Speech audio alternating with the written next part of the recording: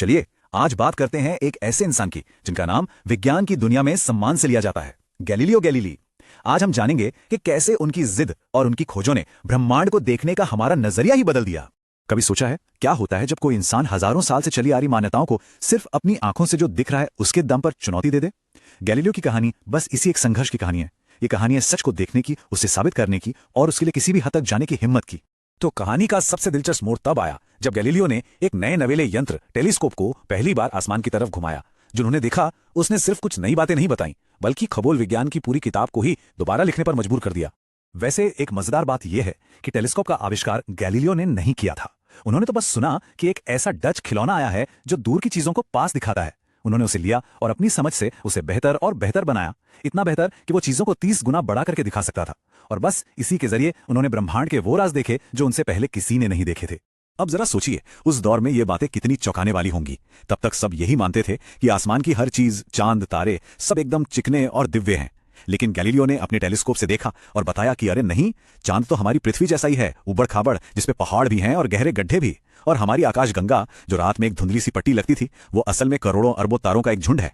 और फिर आया वो पल जिसने एक बहुत बड़ी बहस छेड़ दी। जनवरी 1610 में गैलीलियो ने बृहस्पति ग्रह के पास 4 चमकती हुई चीजें देखी। हर रात वो अपनी जगह बदल रही थी।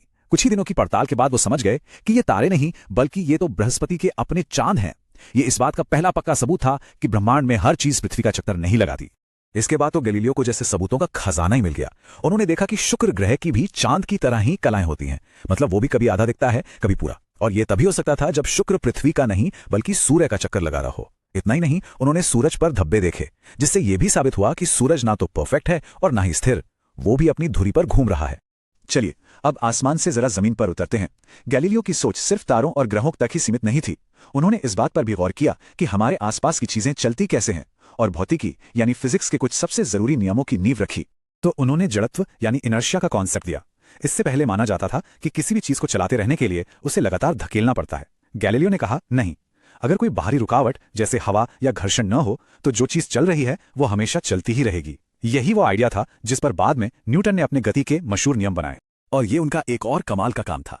करीब 2000 साल से दुनिया अरिस्टो की बात मानती थी कि भारी चीजें हल्की चीजों से तेज गिरती हैं। गैलीलियो ने कहा कहने से क्या होता है, करके देखते हैं। उन्होंने झुकी हुई सतहों पर अलग अलग वजन की गेंदें लुढ़काईं और यह साबित कर दिया कि गिरने की रफ्तार का वजन से कोई लेना देना नहीं है। अगर हवा को हटा दें तो एक पंख और एक पत्थर दोनों एक साथ जमीन पर गिरेंगे। और यहीं से गैलीलियो की जिंदगी का सबसे मुश्किल और नाटकीय दौर शुरू होता है। उनकी वैज्ञानिक खोजें उस वक्त की सबसे ताकतवर संस्था यानी कैथोलिक चर्च की मान्यताओं से सीधे सीधे टकरा रही थी। यह विज्ञान और विश्वास का एक ऐसा टकराव था जिसे टाला नहीं जा सकता था। इस टकराव की जड़ में दुनिया को देखने के ये 2 अलग अलग नजरिए थे। एक था भूकेंद्रित मॉडल जो कहता था कि पृथ्वी ब्रह्मांड के केंद्र में है और सब कुछ उसका चक्कर लगाता है।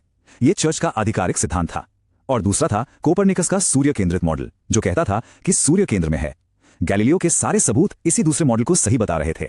यह सिर्फ खगोल विज्ञान की नहीं बल्कि सत्ता और सच की लड़ाई बन गई थी। यह टकराव रातों रात नहीं हुआ। 1610 में जब उनकी किताब छपी तो वो मशहूर तो हुए पर उनके दुश्मन भी बन गए। 1616 में चर्च ने उन्हें साफ साफ चेतावनी दी, लेकिन गैलीलियो रुके नहीं। 1632 में उन्होंने अपनी सबसे बड़ी किताब छापी जिसे चर्च ने सीधी बगावत माना। नतीजा 1633 में उन पर धर्म की तौहीन का मुकदमा चला और उन्हें जिंदगी भर के लिए घर में कैद कर दिया गया। एक कहानी बहुत मशहूर है। कहते हैं कि सजा सुनाए जाने के बाद जब गैलीलियो उठ रहे थे तो उन्होंने जमीन पर पैर पटकते हुए धीरे से कहा, और फिर भी ये घूमती है। उनका इशारा पृथ्वी की तरफ था। अब यह सच है या नहीं कोई पक्के तौर पर नहीं कह सकता, लेकिन यह बात विज्ञान की सच्चाई पर उनके अटूट विश्वास का प्रतीक बन गई। तो क्या सजा और कैद से गैलीलियो के विचार खत्म हो गए? बिल्कुल नहीं। असल में समय के साथ उनकी विरासत और भी मजबूत होती गई। तो चलिए देखते हैं कि वो विज्ञान की दुनिया को हमेशा के लिए क्या देकर गए। शायद गैलीलियो की सबसे बड़ी देन उनकी खोजें भी नहीं बल्कि खोज करने का उनका तरीका था।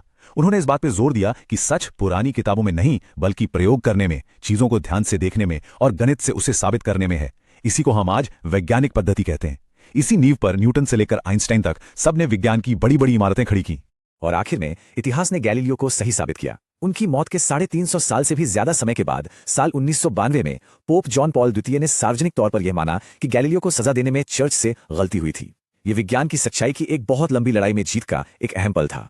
गैलीलियो की कहानी हमें एक बहुत गहरे सवाल पर लाकर छोड़ देती है। जब हमारे देखे हुए सबूत और सच समाज की पुरानी मान्यताओं से टकराते हैं तो उस सच्चाई के साथ खड़े होने का आज के दौर में क्या मतलब है? ये एक ऐसा सवाल है जो गैलीलियो के समय में जितना जरूरी था उतना ही आज भी है।